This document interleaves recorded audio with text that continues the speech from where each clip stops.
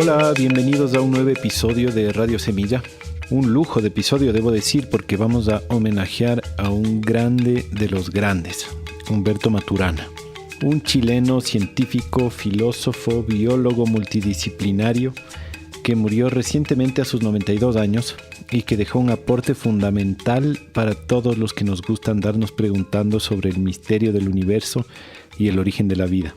Y para hablar de esto no se me ocurre una persona más indicada que nuestro invitado de hoy, Ronald Sistek. Ronald es facilitador de procesos humanos en colectivos y organizaciones. Se especializa en metodologías de aprendizaje transformativo y manejo de proyectos regenerativos. Es académico y es chileno. Todo aquello lo convierte en un inevitable conocedor y seguidor de Maturana.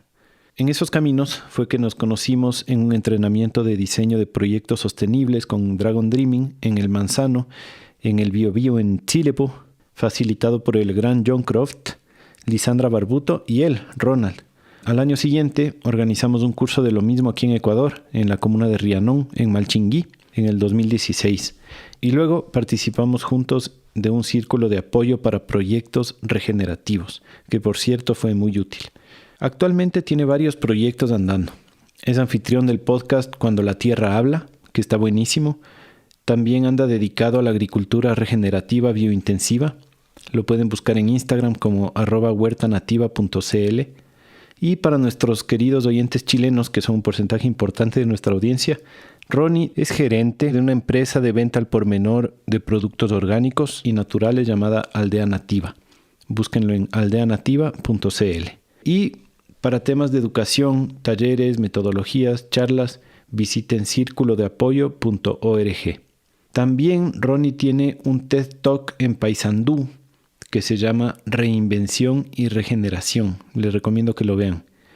Por el fallecimiento de Maturana, que fue hace como un mes, quisimos abrir este espacio para compartir su pensamiento y su filosofía, para hacerla llegar a más gente que todavía no conoce su trabajo, porque personalmente pienso que nos brinda herramientas esenciales para atravesar este gran cambio que estamos experimentando como planeta y como humanidad.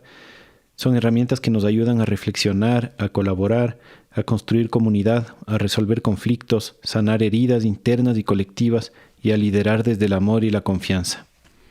Antes de dejarles con la entrevista, quiero mencionar algunos detalles técnicos. Primero, pedirles que donde sea que escuchan este podcast, se suscriban para que les notifique cada que publicamos un nuevo episodio. Y si su aplicación les permite, como Apple Podcasts, que nos ayuden dejando una calificación, una reseña. Así el podcast se hace más visible y podemos llegar a más personas. Si se quieren comunicar con nosotros, no duden en hacerlo. Nos pueden escribir a radiosemilla@redsemillas.org. Estamos también en Twitter como @semilla_radio. Espero que les sea útil esta conversación, que la disfruten. Les presento a mi buen amigo Ronald Sistek.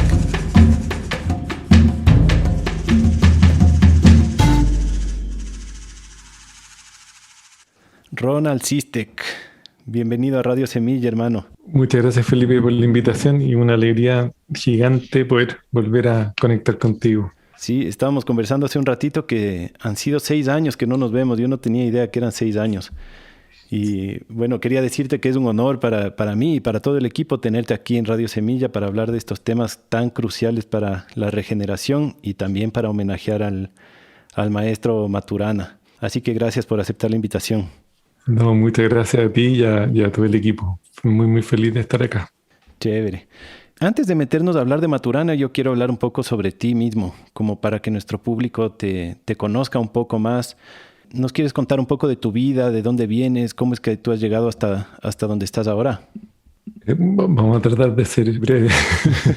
Bueno, soy hijo de papá checo y mamá chilena. Tengo además una experiencia colectiva desde mi nacimiento porque tengo un hermano gemelo y un hermano mayor. Somos 3 hijos y estos par de ancestros inmediatos bien particulares. Bueno, todos son particulares, pero fue muy bonito como ser testigo de crecer en una familia de un inmigrante y una persona más bien del sur de Chile como mi mamá.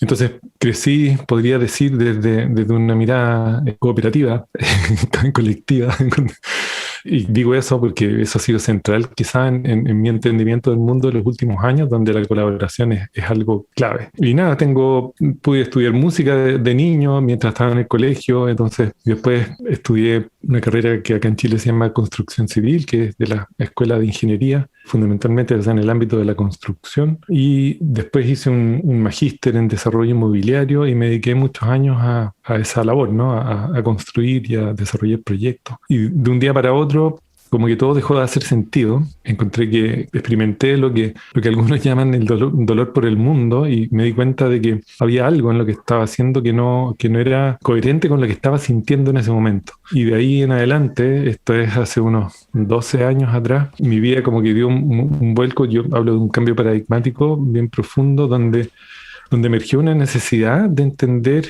fundamentalmente al ser humano. Y entonces me sumergí en lo que yo llamo patudamente un doctorado autogestionado, donde pude sumergirme en distintos ámbitos, desde pensamiento sistémico, desde entendimiento de comportamiento humano, algo de neurociencias cognitivas. Y empecé a coleccionar una serie de mapas y de metodologías y de marcos y de metamarcos que me han permitido como navegar probablemente en ambientes más inciertos, volátiles, complejos y ambiguos. Entonces, yo diría que, o sea, primero soy un agradecido de estar vivo en estos tiempos como tan desafiantes y sobre todo poder estar vivo y ser testigo de si el linaje humano va a poder conservar el vivir o la armonía ecológica de Gaia, como decía Humberto Maturana. Así que nada, Felipe, primero como la verdad que me encanta pensar de que soy naturaleza teniendo una experiencia humana. Creo que eso es muy central en todo lo que ha sido mi propio camino en los últimos años. Y al mismo tiempo, como experimentar cada vez más que somos un campo social teniendo a ratos una experiencia individual. Y entonces esas dos premisas que me encanta compartir, creo que han sido centrales también en las reflexiones que he tenido posibilidad de hacer el último tiempo. Así que feliz de estar vivo en este momento y aquí danzando juntos contigo en esta conversación. Teniendo una experiencia individual desde este campo colectivo. Qué interesante es eso. Quiero mencionar algunas cosas que dijiste después o profundizar ahí, pero primero para aclarar, tú dijiste que esta mirada colaborativa te vino desde, digamos, la mezcla de tu papá y tu mamá. ¿Te referías que es porque es una mezcla de dos culturas que se vieron en la situación de tener que colaborar entre dos miradas diferentes? ¿Por qué esta mirada colaborativa? Sí, o sea, primero la mirada de mi papá yo creo que más bien una mirada intercultural, ¿no? Como dos culturas que se ponen a convivir. Pero la mirada colaborativa la decía respecto de mi hermano gemelo, porque cuando uno tiene un hermano gemelo, estás muchas veces en esa tensión permanente de tener que compartir y de tener que desarrollar estrategias para la supervivencia. Entonces, siempre me acuerdo de un momento, mi hermano mayor, bueno, siendo 3 hombres, siempre como las soluciones a los problemas eran muchas veces físicas, ¿no? Entonces, mi hermano mayor tenía una gran envergadura, entonces era muy fácil para él controlar ese tipo de situaciones hasta que desarrollamos la estrategia colaborativa de poder enfrentarlo en conjunto. Y eso fue un gran descubrimiento, ¿no? Como la cooperación, el ejemplo es un poco violento, pero como la colaboración y la cooperación se puede manifestar, pero sobre todo lo digo por el acto de compartir, de dejar aparecer al otro, de permitirle un lugar. Mi hermano gemelo tiene como más personalidad que yo, entonces desarrolló en mí la capacidad de muchas veces estar detrás, observando y desarrollando una paciencia a ratos bien infinita.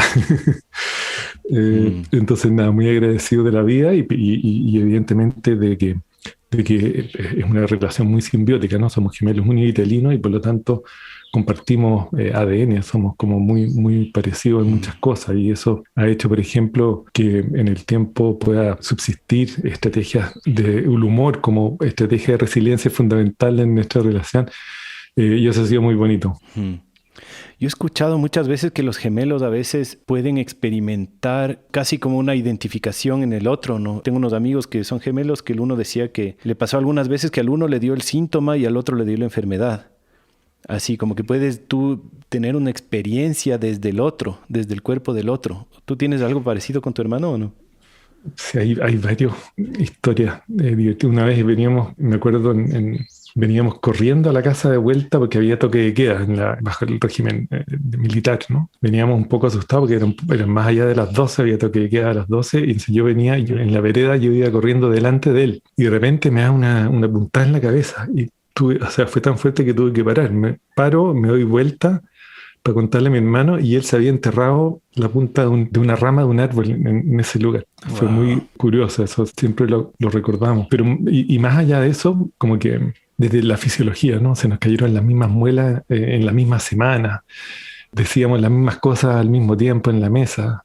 Hay cosas bien curiosas y bien particulares. Yo, de mirarlo, sabía cómo estaba. Es como que también hay una percepción mucho más aguda del entendimiento del otro.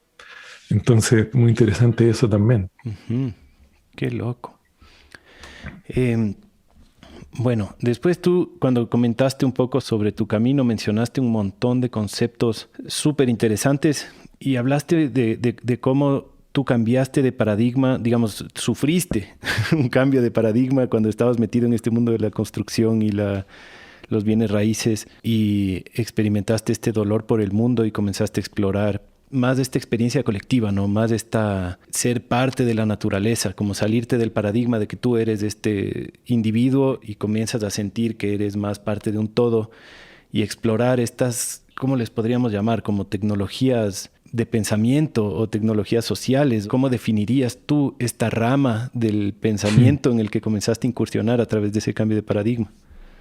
Sí, fue muy interesante, Felipe, porque me di cuenta de varias cosas. Una de ellas era que normalmente las problemáticas en los proyectos tenían siempre un componente humano, ¿no? O sea, los bloqueos en los proyectos derivaban de estrategias relacionales, estrategias de personalidad, estrategias de muchos tipos, pero siempre había un componente humano que generaba los bloqueos. Entonces, yo sentía mucha curiosidad por poder explorar un poco más el comportamiento de los campos grupales. Entonces ahí nació como esta necesidad, por un lado, de entender al ser humano en sus dinámicas. Y por otro lado, lo que me pasó fue que entendí también de que mucho de lo que hacemos, muchas veces lo hacemos inconscientemente del nicho ecológico donde hacemos lo que hacemos. Entonces, como mucha desvinculación entre los haceres del ser humano y los ambientes, los lugares donde eso que el ser humano hace ocurre. Entonces esa como desvinculación ser humano-naturaleza se hizo muy evidente en la emoción que sentía en esos días, digamos. Entonces, como esas dos cosas fueron muy relevantes. Entonces, cuando yo hablo de sentir el dolor por el mundo, es como realmente entender de que hay muchos subsidios en los desarrollos empresariales, organizacionales, comunitarios, que son pagados por el mundo natural, por las futuras generaciones y por las comunidades marginales. Y eso no era algo que se podía sostener. Entonces, me recuerdo que llegó a mis manos un libro muy, muy bonito en esa época, en el año 87, creo, inicialmente, pero que después volví a releer cuando tuve esta experiencia, ¿no? Que fue por ahí, por el año 2008, 2009, que es la temática de jugar juegos finitos y la posibilidad de suspender eso y poder jugar juegos infinitos. Un libro de James Cars que se llama justamente así, ¿no? Los juegos finitos. Y me di cuenta de que muchos de mis haceres estaban enmarcados en unas dinámicas de jugar juegos finitos, que son juegos que tienen fecha de término, que son juegos que normalmente funcionan dentro de sistemas legales que permiten que esos juegos ocurran, ¿no? Cuando hablo de como organizaciones o proyectos convencionales, son proyectos que tienen externalidades negativas. Y entonces, claro, el dolor por el mundo tuvo que ver con eso, con darme cuenta de que siempre habían perdedores en ese tipo de juegos. Entonces, cuando había un desarrollo inmobiliario, desde el momento en que alguien pinchaba una propiedad para hacerse de un conjunto de metros cuadrados para poder construir siempre había alguien que llegaba primero y que el resto entonces perdía. Uh-huh. Y asimismo, en el proceso constructivo, mucho desperdicio, muy poca conciencia ambiental en los procesos de construcción. Eso ha ido mejorando en el tiempo, pero todavía falta mucho. Entonces, hubo un momento en que dije, bueno, me hace feliz hacer esto, me siento bien haciendo esto, y la respuesta era negativa. Entonces dije, no puede ser que esta sea la única manera de jugar. Entonces, ¿cómo poder abrirse a juegos infinitos, juegos donde todos puedan ganar, juegos donde se pueda crear tiempo, juegos donde se pueda seguir jugando, fundamentalmente? Los juegos infinitos son juegos que se pueden seguir jugando permanentemente. Y entonces, ¿qué significa eso, no? ¿Qué significa eso en términos de sustentabilidad, en términos de regeneración?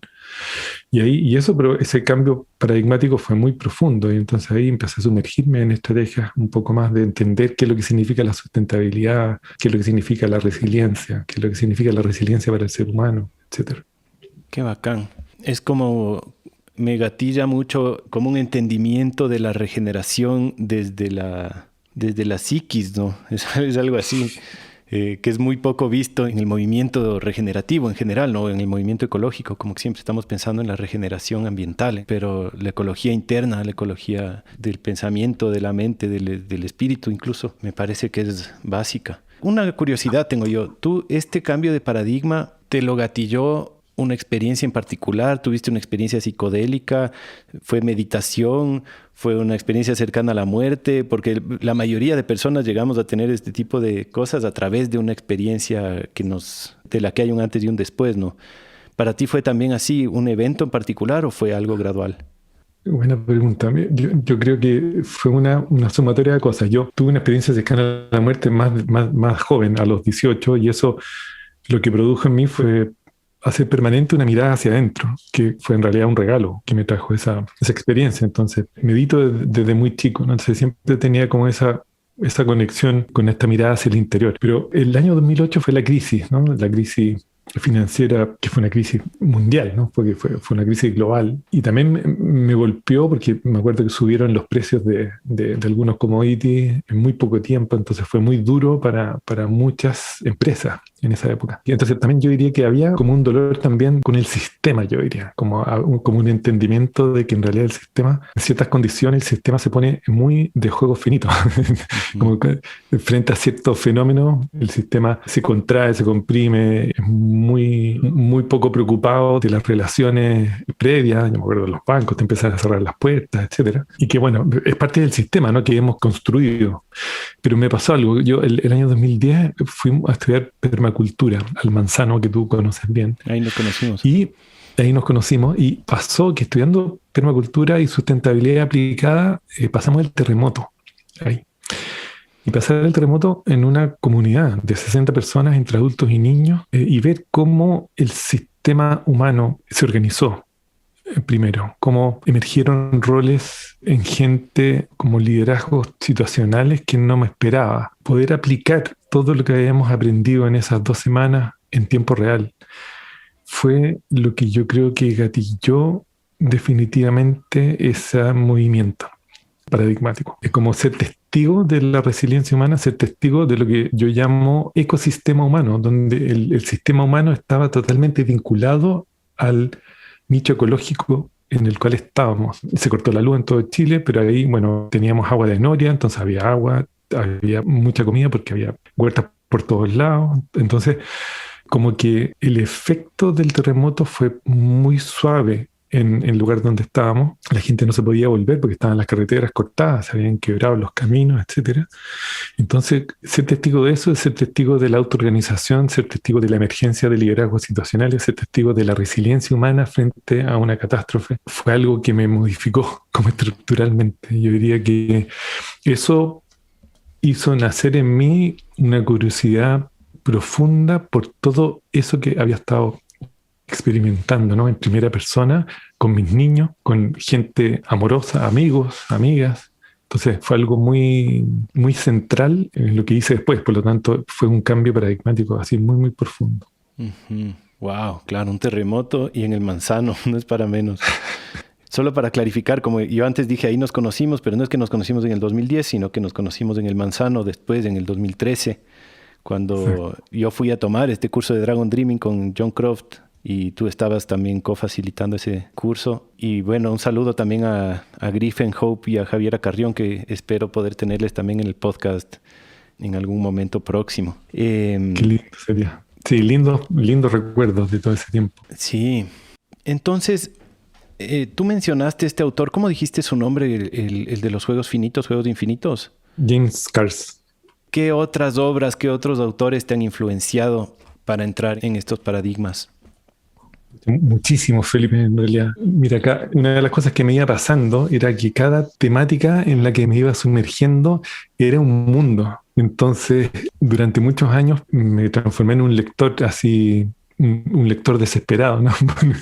Por conocer y por husmear. Y es increíble cómo una cosa lleva a la otra, ¿no? Entonces uno, no sé, lee un libro y ve que ese libro está inspirado en otros autores y entonces se empieza a expandir como una ola, ¿no? Podría decirte, no sé, porque desde la mirada sistémica, un autor que fue muy central para mí fue Fritjof Capra y todos sus libros que son una maravilla. Y su último libro de la mirada sistémica de la vida también es como un manual y una síntesis de todo su trabajo, pero con él aprendí muchísimo justamente de los cambios paradigmáticos que emergían en distintas áreas de conocimiento. Entonces, La trama de la vida de Capra fue un libro que yo creo que me leí 4 veces porque cada vez que lo leía era una hemorragia de entendimiento. Sí, mira, también, por ejemplo, en temáticas de pensamiento sistémico es imposible no leer a Senge, qué sé yo, Covey, y qué sé yo, hay muchos, pero... Perdón, dijiste Senge, ¿te refieres a Peter Senge de MIT? Peter Senge, sí. Uh-huh. Senge también tiene una herencia de Maturana bien central, y desde ahí, a propósito del MIT, está toda la obra del Persensing Institute, ¿no? Y de Otto Scharmer y todos los que han ido formulando este aspecto de la teoría U y toda la integración del cuerpo y del entendimiento del espacio como gatillantes de entendimiento de campos sociales. Te iba a hablar de un libro que es un libro que se llama The Patterning Instinct, que fue un libro que me generó mucho entendimiento porque es una mirada desde la evolución de la construcción del significado en el ser humano. Es un libro de Jeremy Lent que fue muy central para mí porque en un momento empecé a sumergirme en toda la temática de los patrones, a tal punto que incluso generé toda la integración metodológica en un programa que llamé Los patrones que conectan. Porque los patrones tienen un nivel de abstracción tal que generan entendimiento intuitivo. O sea, el entendimiento intuitivo lo logramos a través del reconocimiento de patrones, como un nivel de abstracción más grande que las unidades cognitivas más pequeñas.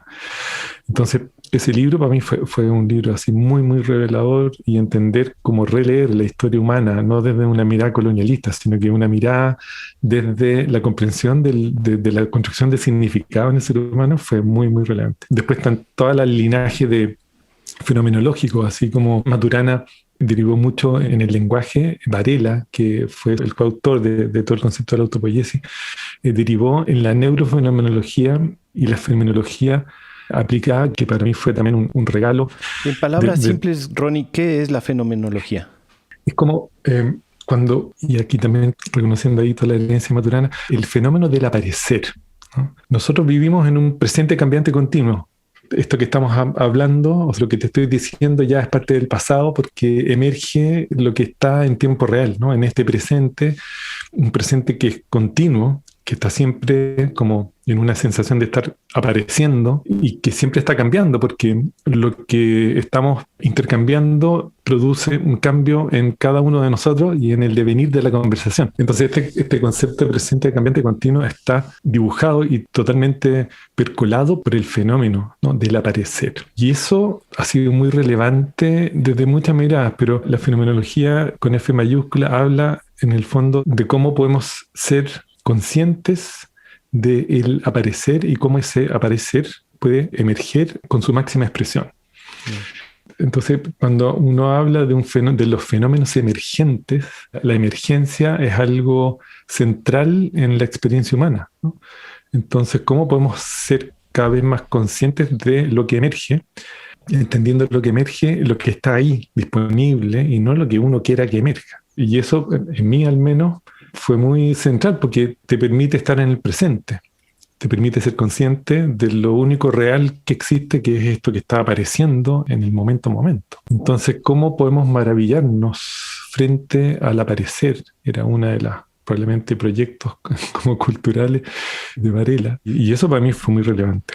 Igual, entonces, y yo me recuerdo, o sea, leyendo El árbol del conocimiento y un libro muy, muy bueno de Varela que es El fenómeno de la vida, donde entre otras cosas como que va develando que este proceso este movimiento que va cambiando momento a momento y cómo el yo no es algo ni sustancial ni no sustancial y cómo la mente y la conciencia no está concentrada en el cerebro, sino que es una condición repartida entre el cerebro, el cuerpo, nuestros contextos inmediatos, que son nuestros nichos ecológicos y las herramientas más usadas. Entonces, como que cada cosa es un mundo. Entonces, la fenomenología en sí misma es un mundo y es muy central, al menos desde mi trabajo, cuando hablamos de entender o de reflexionar en tiempo real, la reflexión desde la retroalimentación en tiempo real pasa a ser una herramienta extraordinaria. Por ahí, desde las temáticas de la fenomenología y la cognición, después en las temáticas del aprendizaje, me gusta mucho una línea de las dimensiones transformativas del aprendizaje para los adultos, que viene del linaje de Jack Mesirow y de Steven Sterling y del mismo William James. Y de ahí, no sé, ecología profunda, que ha sido otro tema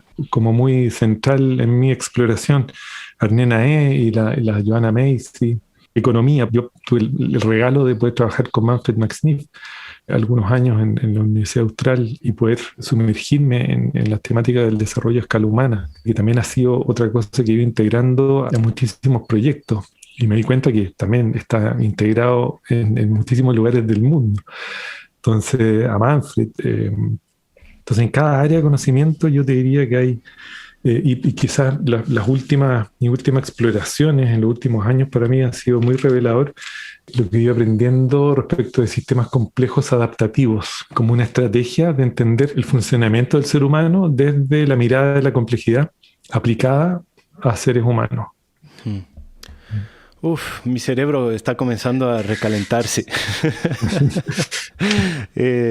Has mencionado un concepto que yo creo que es central tal vez en todo esto, porque justamente como vas mencionando tantas diferentes ramas que convergen en algún momento, ¿no? Ya sea el aprendizaje, la cognición, la economía, un montón de cosas.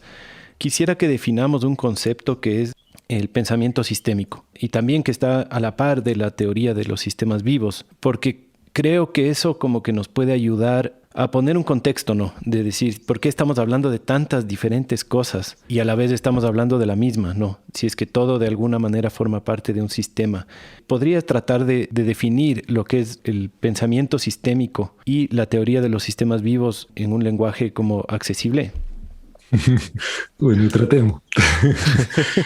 Bueno, como todos estos conceptos tienen muchas veces algunas como descripciones más bien académicas y otras menos académicas, pero a mí me gusta pensar que cuando uno piensa sistémicamente, a mí la verdad que más que de pensamiento sistémico me encanta hablar como de la visión sistémica, ¿no? La visión sistémica de la vida. Hay un concepto que es muy relevante, que tiene que ver con que todo es mucho más interdependiente y está mucho más interconectado de lo que nosotros creemos.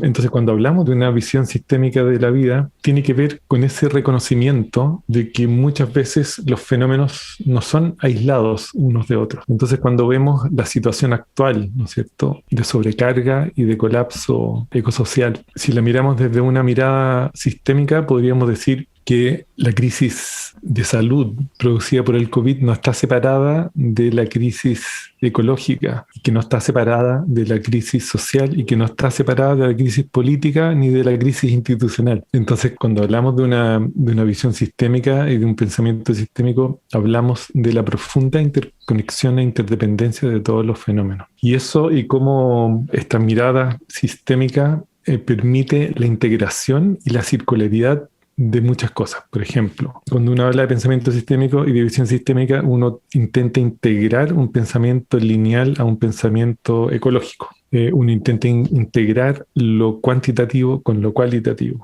Uno intenta integrar lo que puede ser medido a lo que puede ser mapeado, ¿no? Y entonces, de esa manera podemos tener lo que algunos llaman un zoom out, o sea, ser participantes y ser observadores de los mismos fenómenos. Así podría, como quizás, definirlo. Y un sistema vivo, y aquí introduzco el pensamiento también de Maturana y otros, un sistema vivo puede observarse desde múltiples perspectivas, pero hay tres que son bien centrales. Es que un sistema vivo puede observarse como estructura, que normalmente es disipativa, que significa que interactúa, o sea, que no es un sistema cerrado, sino que es abierto a perturbaciones desde el exterior. Uno lo puede describir como un patrón de organización, porque todos los seres vivos se organizan de una manera particular. Y una tercera manera de observar un sistema vivo es desde la mirada de los procesos. Hay muchos que hablan de que un sistema vivo también se puede describir desde la inteligencia o de la mente del sistema. Entonces es muy interesante esto porque los sistemas vivos son sistemas autopoyéticos. Entonces la condición fundamental, y aquí emerge el trabajo de Maturana y Varela, de un sistema vivo es que se autoproduce. Y esa autoproducción es un proceso cíclico que representa ciclos de síntesis recíprocas en un flujo de moléculas. O sea, si vemos los sistemas vivos desde la mirada biológica, la podemos describir así, y que son sistemas que se autoproducen. Entonces, esa autopoiesis es una condición fundamental para la descripción biológica de un sistema vivo. Ahora, esa autopoiesis molecular, y esto fue otro gran descubrimiento, y para mí quizá uno de esos regalos fundamentales del trabajo de Maturana y Varela en este caso, es que el vivir como proceso es un proceso de cognición. Entonces, el proceso de vivir no está separado del proceso de conocer. Y esa circularidad entre vivir y conocer es fundamental para entender el aprendizaje, para entender también la coevolución histórica. Y aquí mezclando mi propio trabajo con esto, para mí fue eso tan central en esto que hoy día estoy sumergido, que tiene que ver con una circularidad también muy necesaria en estos tiempos como disruptivos y de incertidumbre grande, que tiene que ver con el hacer sentido como una circularidad profunda junto con el construir significado. Hacer sentido y construir significado en una circularidad. Nosotros como seres humanos durante los últimos 12.000 años hemos estado concentrados en construir significado. Necesitamos construir significado de todo, ¿no? Y eso en los últimos 100 años se ha visto profundizado por una necesidad desde el razonamiento lógico, que entre otras cosas también ha quedado limitado porque no todo lo podemos comprender desde el razonamiento lógico. Podemos desarrollar modelos, que es muy útil, pero hoy día, dada la complejidad de los sistemas y los contextos, necesitábamos comenzar a reconectar con el hacer sentido. Y ese hacer sentido se hace desde niveles mayores de abstracción, como por ejemplo el reconocimiento de patrones. Entonces es una circularidad entre hacer sentido desde el entendimiento intuitivo y el construir significado desde el razonamiento lógico. Y para mí esa circularidad es tan central para los desafíos del ser humano de hoy como la circularidad entre el proceso de vivir y el proceso de conocer. Porque es en los cambios de conocer donde tenemos acceso al aprendizaje. Entonces, ¿todo lo que vive conoce? Todo lo que vive, conoce. Y los cambios en el conocer produce aprendizaje. Y así se explica muchísimo de la deriva histórica, digamos, de los seres vivos. Es muy interesante porque tiene implicancias tremendas eso. Ronnie, hemos estado hablando de Maturana mucho, ya lo hemos mencionado mucho, ya hasta definimos la autopoiesis, pero tal vez algunos todavía no saben quién es Humberto Maturana. ¿Nos puedes contar quién es él y por qué es importante su trabajo? Sí. Yo no soy ningún experto en Maturana, yo desde la pura admiración y de poder haberlo leído con detalle en algunos de sus documentos y poder haber conversado con él en este podcast de Cuando la Tierra Habla, que para mí fue uno de los regalos más grandes. Un paréntesis para decirle a la gente que está ese podcast que se llama Cuando la Tierra Habla, de Ladera Sur y Aldea Nativa, que es conducido por Ronald Siste, que les recomiendo mucho que lo vayan a escuchar, y tiene un episodio que es de entrevista a Maturana. Debe ser una de las últimas entrevistas que dio porque fue 1 o 2 meses antes de morir y es exquisita en verdad, así que se lo recomiendo mucho. Muchas gracias. Bueno, fue un mes antes de su cumpleaños, o sea que fue varios meses antes de morir, pero claro, en formato podcast probablemente debe haber sido, si no la última de las últimas. Bueno, Humberto Maturana es un biólogo, pero que antes comenzó estudiando medicina, ¿no? Y que fue derivando en una serie de entendimientos. Y es un personaje que en realidad ha sido muy central en la reflexión de muchísimas personas en el mundo, pero es un biólogo, fue Premio Nacional de Ciencia y dentro de, hablando con sus palabras, de la deriva natural que él tuvo, de la descripción del concepto de autopoiesis en adelante, él mismo fue derivando en lo que hoy día se conoce como la biología cultural, pero antes de eso pasó por el árbol del conocimiento, el árbol de la vida y luego integrando todo el aspecto emocional del ser humano como fundamento de lo humano y el amor como fundamento de lo humano. Entonces tocó muchísimos dominios en realidad en su vida, y lo que solo enriqueció su manera de ver el mundo y fue un regalo profundo para los entendimientos de muchos acá en Chile y fuera de Chile. Entonces, fundamentalmente, una persona que yo considero como una persona como muy coherente. Yo en la entrevista que le hice, como que se manifestaba con una evidencia maravillosa la coherencia de su pensamiento y su manera de ser y de lo amoroso que es. Ese día en particular, a sus 92, estaba con un humor genial. Me contaba cosas y se reía solo. La verdad que evidencia una coherencia, también el hecho de haber querido hacer su carrera en Chile, teniendo la posibilidad de haberse ido a cualquier parte, ¿no? No sé, siento que es un personaje notable y con una capacidad reflexiva infinita. Así me nace presentarlo, ¿no?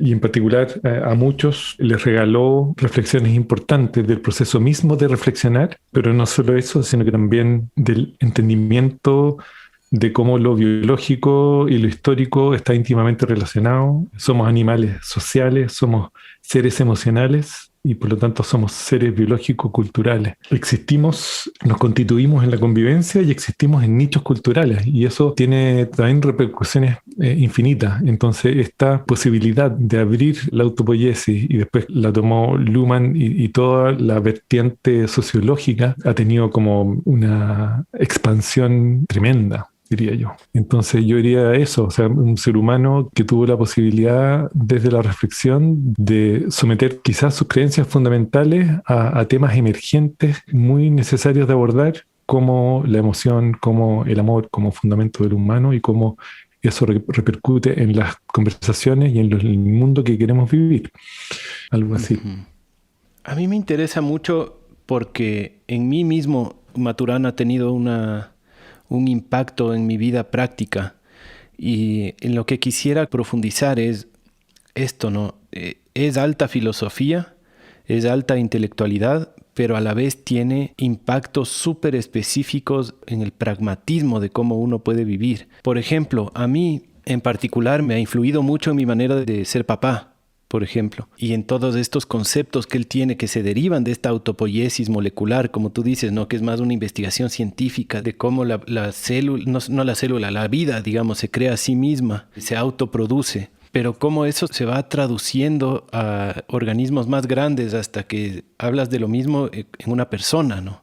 En un niño, en este caso, cuando hablamos de ser papás. Y los procesos educativos en los que estamos metidos con mis hijas se nutren mucho de esta filosofía, porque nos ayuda a entender cómo una persona también se produce a sí misma, ¿no? Y nos cambia este paradigma de que mi entendimiento anterior a toda esta teoría de Maturana, que quizás era solo la manera de operar normal de nuestra sociedad, es que uno le tiene que llenar de conocimientos y de prácticas y de experiencias a sus hijos para que se formen como seres humanos, ¿no? Como que un niño naciera vacío y uno tiene que irle llenando, ¿no? De su cultura, de sus experiencias. Y al entender este concepto, yo me doy cuenta que no, que más bien el trabajo de un padre, al menos en una sociedad como es ahora, más bien tiene que ser la de evitar llenarle de cosas al niño, ¿no? Y más bien permitirle que se autoproduzca con las experiencias que le tocan, ¿no? Con el ambiente en el que se encuentra, con lo que sea que le rodea, con las personas que le acompañan. Y eso es un cambio pragmático en mi vida que ha sido muy potente en base al trabajo de Maturana. ¿Tú consideras esto, que la autopoiesis se traduce a todos los ámbitos? Porque si es que uno lo comienza a aplicar en tantas cosas, uno puede comenzar a darse cuenta de lo mismo en el ámbito espiritual, en el ámbito social, en el ámbito de la crianza, en un millón de cosas. Porque Maturana, yo alguna vez escuché que él decía, yo estoy hablando de las células, no me carguen todas sus creencias espirituales en mi concepto de autopoiesis, porque yo estoy hablando de ciencia, ¿no? ¿A qué consideras tú que este concepto se traduce y a qué no? Qué buena pregunta. Sí, mira, la condición autopoiética desde la mirada biológica es evidentemente celular, ¿no? O sea, es a nivel molecular donde se produce la autopoiesis desde la mirada biológica. Y por lo tanto, claro, en realidad esa característica y condición no es extrapolable, ¿ok? Pero el mismo Maturana hablaba que, bueno, esta unidad molecular, ¿no es cierto? Si la miramos como una metacélula, los organismos metacelulares, como los seres humanos, las aves, los mamíferos, son unidades autopoyéticas de segundo orden, ¿no? Entonces, el primer orden es el nivel molecular, el segundo orden es el nivel metacelular, y la interacción entre organismos metacelulares sería como una unidad autopoyética de tercer orden. Entonces, de alguna manera aceptó como el uso del concepto en la interacción humana, por ejemplo, manifestándolo de esa manera en algún punto. Ahora, una cosa es el descubrimiento de la autopoiesis y todo el desarrollo y la relevancia que eso tiene desde la perspectiva cognitiva y todo, pero el tema lo tomaron los sociólogos y lo introdujeron como en otros dominios. Y probablemente el dominio sociológico y el dominio biológico son los dos dominios como más relevantes en la aplicación del concepto de autopoiesis. Ahora, es interesante porque si uno lo mira, es difícil delimitar el límite, ¿no? Como el sistema del entorno. Entonces, cuando uno lo aplica como al metabolismo, un sistema autopoiético es un sistema autopoiético celular, ¿no? Si uno lo aplica a la sociedad, puede ser un caso de un sistema autopoiético compuesto por comunicaciones, ¿no es cierto? Y si uno lo aplica a lo psíquico, es un caso de un sistema autopoiético compuesto por pensamiento. Entonces, la aplicación desde la comunicación, que es todo el desarrollo de Luhmann y de los sociólogos, ha tenido un impacto tremendo, ¿no?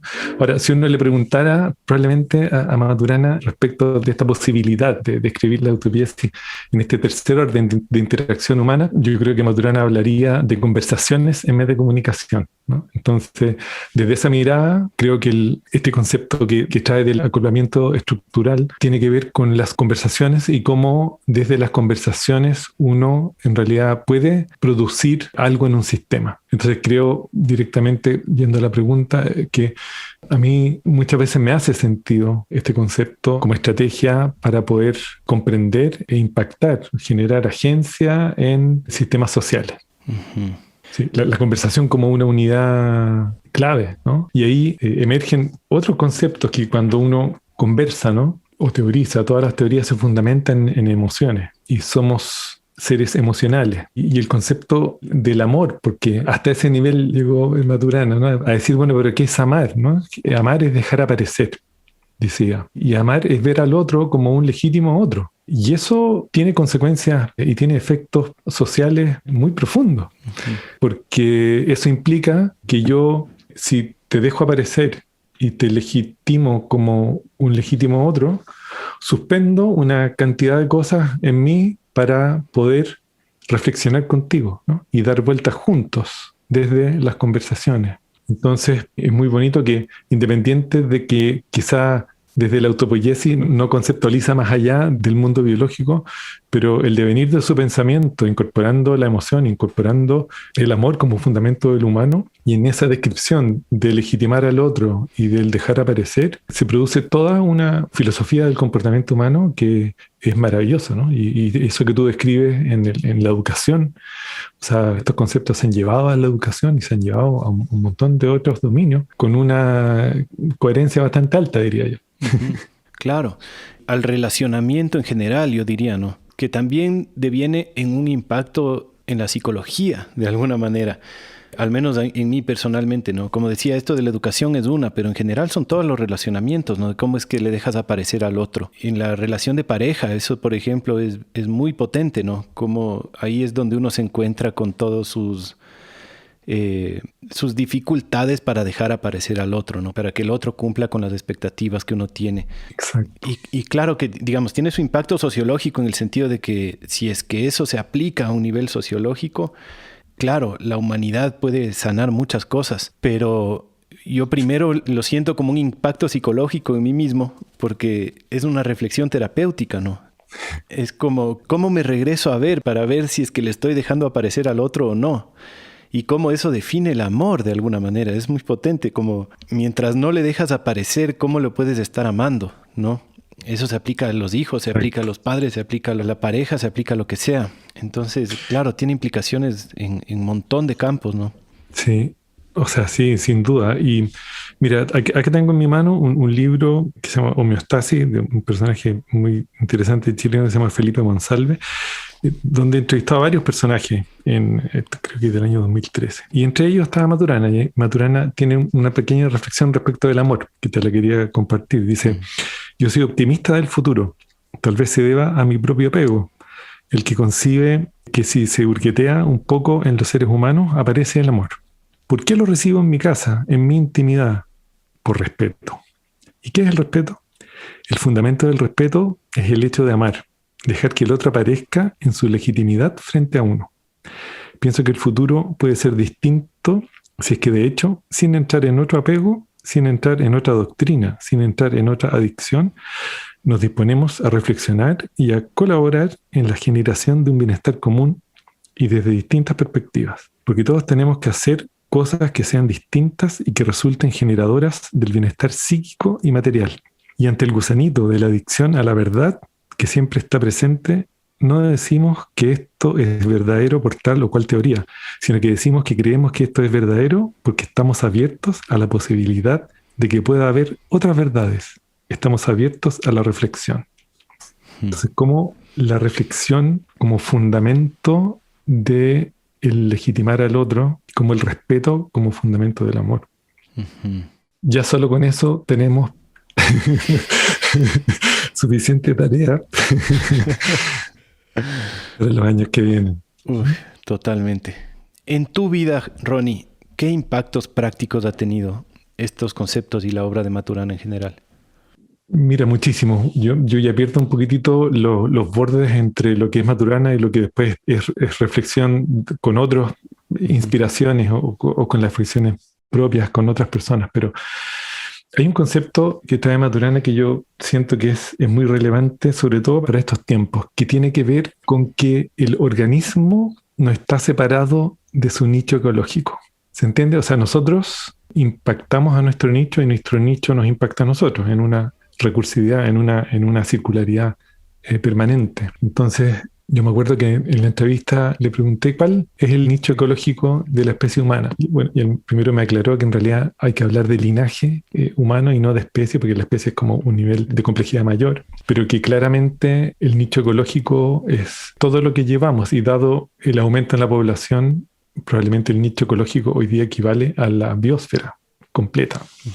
Y entonces, si me preguntas cuál ha sido uno de los efectos así profundos, dado mi interés en este entendimiento de la regeneración o de la sustentabilidad aplicada, etcétera, tiene que ver con esta comprensión profunda de que el organismo no está separado del nicho y por lo tanto el ser humano no está separado de la naturaleza, que es lo que permite que el ser humano siga existiendo, ¿no? El nicho ecológico, el oxígeno, todo lo que nosotros llevamos.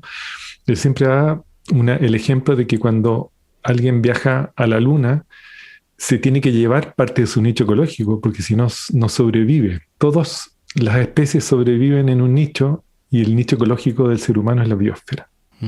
Entonces, ese entendimiento para mí ha sido clave en mi reflexión respecto de la regeneración, porque cuando hablamos de regeneración, probablemente necesitamos hablar de la recuperación del entendimiento de que no hay separación entre ser humano y naturaleza. Esa codependencia es muy clave. Entonces, este concepto que él trae ha sido muy central en la reflexión del interser, ¿no? En realidad nosotros intersomos, no hay una separación real entre organismo y nicho, incluso no hay una separación real entre un organismo y otro, ¿no? En esta unidad en los campos sociales.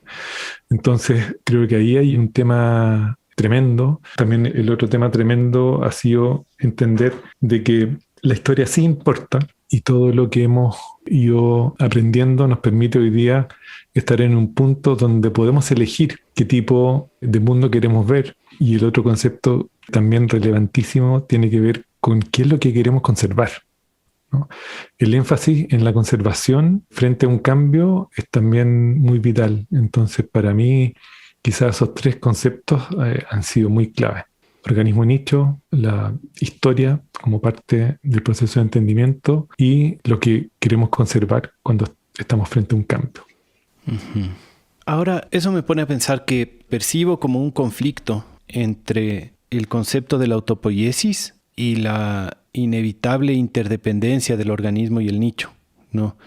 ¿Cómo es que la célula se produce a sí misma? En verdad también el nicho produce la célula y la célula produce el nicho, ¿no? Digamos, ¿dónde está el límite? Porque, claro, la célula es un ejemplo finalmente, pero de la célula para abajo hay tal vez infinitas dimensiones y de la célula para arriba tal vez infinitas dimensiones. Entonces, ¿hasta qué punto la Tierra es una célula autopoyética? ¿O hasta qué punto el universo es una célula autopoyética? ¿O el electrón es autopoyético? ¿No? Como todo es interdependiente y no hay una separación entre las dimensiones de magnitud real, ¿no? Como que la vida misma es una sola infinita autopoiesis. Yo creo que se puede extrapolar a mucho de eso, ¿no? Entonces, claro, su descubrimiento es a nivel metabólico y claro, y él habla de entes discretos, ¿no? Como que son de alguna manera, la autopoiesis se produce en un ente discreto. Sin embargo, como estructura, es una estructura disipativa que está en permanente coevolución con su nicho. En el fondo, más que hablar de autopoiesis, yo hablaría de coevolución entre el organismo y el nicho. Coevolucionan hacia la dirección que su relación produce, ¿no? Es como el acoplamiento estructural que nosotros tenemos desde una conversación va evolucionando hacia una dirección, ¿no? Dada producto de las interacciones. Entonces, claro, si uno se pone a nivel metafórico, se puede aplicar, ¿no? Pero claro, a nivel del entendimiento metabólico, probablemente un poquitito más discreto su aplicación, su operación. Pero yo comparto en que esta permanente interacción entre organismo y nicho va a generar un intercambio permanente que produce la coevolución hacia un lugar. Pero una interacción y un intercambio de alguna manera asumen una independencia. Separarlos y asumir que interactúan los pone casi como independientes. Sí, bueno, el Maturana siempre hacía una distinción entre que en realidad el descubrimiento de la autopoiesis o la autopoiesis explica la emergencia de los sistemas vivos y no explica la vida. Uh-huh. Porque la vida es un concepto bastante más grande, bastante más como sorprendente probablemente, ¿no? Entonces, él hace esa distinción, ¿no? Entonces, ¿qué es lo que tiene que estar pasando ahora para entender que los sistemas vivos comenzaron hace 3.800 millones de años? Entonces, claro, la autopoiesis puede explicar eso, pero habla de la emergencia de los sistemas vivos y no de la vida. Uh-huh. Si hablamos de la vida, claro, podemos filosofar mucho más allá. Sí, compleja, alta filosofía. No sé, Ronnie, si es que tal vez hay algo importante que yo no te estoy preguntando al respecto de estos temas que tú quisieras compartir. Yo diría, quizá yo tengo acá otro libro, que es el último libro que alcanzó a escribir Maturana con Jimena, la Biblia, que se llama La Revolución Reflexiva. Y parte en un capítulo específico cuyo nombre es Tiempo de Encrucijadas, ¿no? A propósito de este tiempo de encrucijadas en el que estamos, como gran cambio en el cual estamos. Quería leerte un par de párrafos que lo encontré muy interesante, que dice, a propósito de la regeneración, ¿no? de esta temática que tanto nos apasiona a ti, a mí y a tantos. Dice, lo que proponemos es generar a través de la reflexión esta nueva era en la cual volvamos a conversar y empecemos a salir de la apropiación. Una en que empecemos a generar proyectos comunes y a co-inspirarnos recuperando la coherencia con el mundo natural. Una en que nos volvamos hijos de la tierra, en que retornemos al inicio, no en términos tecnológicos, sino de ser capaces de escoger nuevamente. Una nueva era es lo que hoy postulamos, aunque hay muchas personas en el mundo que viven en ella. Hombres y mujeres preocupados de cultivar de una forma que no dañe el medio ambiente, que reciclan sus desechos, que buscan tener un trato honesto y empático con los demás, que tratan de evitar la deforestación del planeta. Hay muchas expresiones de este cambio psíquico que podemos observar. Solo tenemos que abrir los ojos. Toda persona que ha vivido en este planeta ha sido parte de una era psíquica marcada por la cultura imperante y por la tecnología disponible. Nosotros aspiramos a un cambio hacia una en que recuperemos la conciencia de nuestro lugar en el planeta. Como no podemos borrar lo que hemos vivido, para lograrlo requerimos de un propósito: hacerla aparecer. no como una teoría más, sino como la elección de un modo de convivir en la conservación de la honestidad, el mutuo respeto y la colaboración de un proyecto común de conservación y cultivo de la convivencia armónica. Yo quería leerte eso porque como que en esos párrafos como que se resume el imperativo de la regeneración y una estrategia que tiene que ver con el poder colaborar genuinamente en reubicando nuestra presencia humana en la Tierra. Qué bonito. Sí. Esto es trabajo que él hace con Jimena Dávila, con quien tienen el Instituto Matrística, ¿verdad? Sí, exacto. Matrística. Y sí, yo tengo la suerte de conocer varias personas que trabajan o que han trabajado ahí. Soy bien amigo de Sebastián Gaguero, hijo de Jimena, y muy lindo el trabajo que hacen. Abrir conversaciones en organizaciones, en comunidades, y ahora también como tomando el concepto de la regeneración y cómo irlo aplicando también desde la interacción humana. Muy lindo trabajo. Qué lindo. Me quedan resonando algunas palabras como del párrafo que dijiste, pero en general de la obra de Maturana, que es la una, la coherencia, ¿no? Tan básica en tantos sentidos. La otra, la armonía.